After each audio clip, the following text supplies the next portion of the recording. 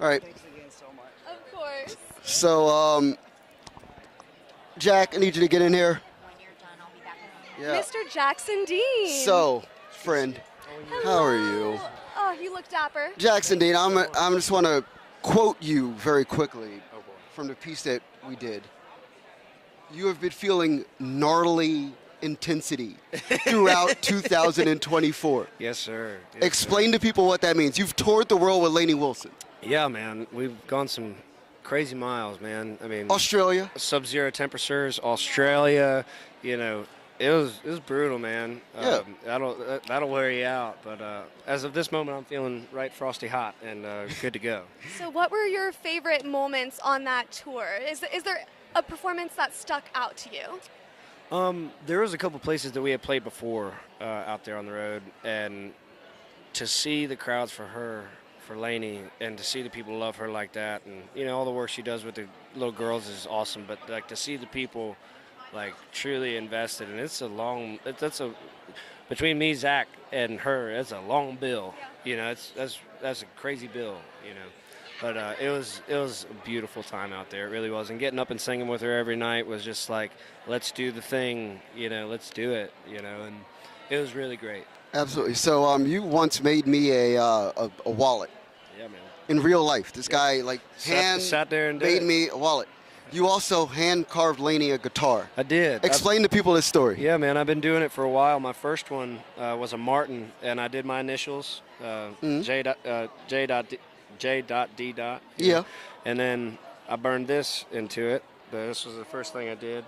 And then I did this. And this was all before I had tats. So I got the tats off of my first guitar that I burned into it. And were you looking at the... no. But no, I started doing it on the tacks. They just sounded so good, and they were too plain, and I just kept on playing them, and they kept giving them to me, and I kept burning them, and I got like 6 or 7 of them now. And you know, what do you get a girl that has it all? You get her something that she can't buy. You know? So I was just like, and the story of that guitar right there, the whole theme is, you know, there's Appaloosa, and that's clear. It's supposed to be the white one. Then you have the dark one. Yeah. It's all gnarly and scarred up and you know, beautiful. It's love and wrath, and when those two things come together, you make beautiful things. And that's what the wildflowers in the middle are for. And, I love it. No, she was like over the moon about it, man. It was, you know, what do you get a girl that has it all? Exactly. So, final question. I would tell people to listen to your #1 songs, but I want people to listen to a song that blows out speakers. Yeah.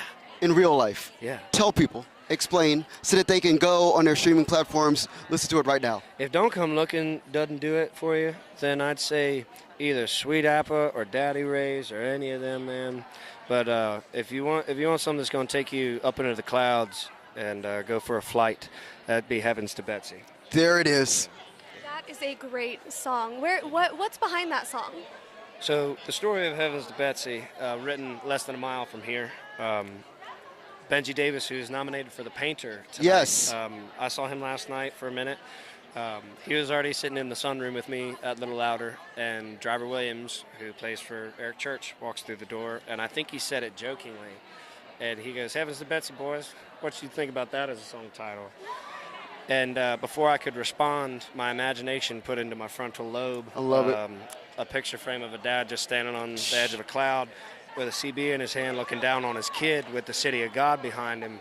And it was just like, it just smacked you right there. You know, it was just enough to say that's worth scoring. You know, it's impractical. I know, I get it.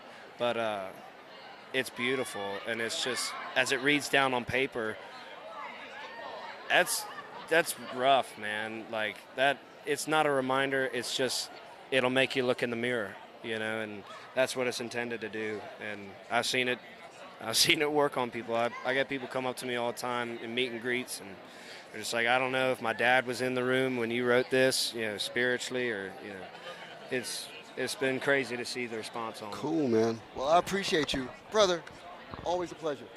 Always. My guy. I love you. Love you too, man. Pleasure. Oh, always great to see you. All right. Absolutely. So I'm going to bring in one of my favorite vocal groups of literally all time.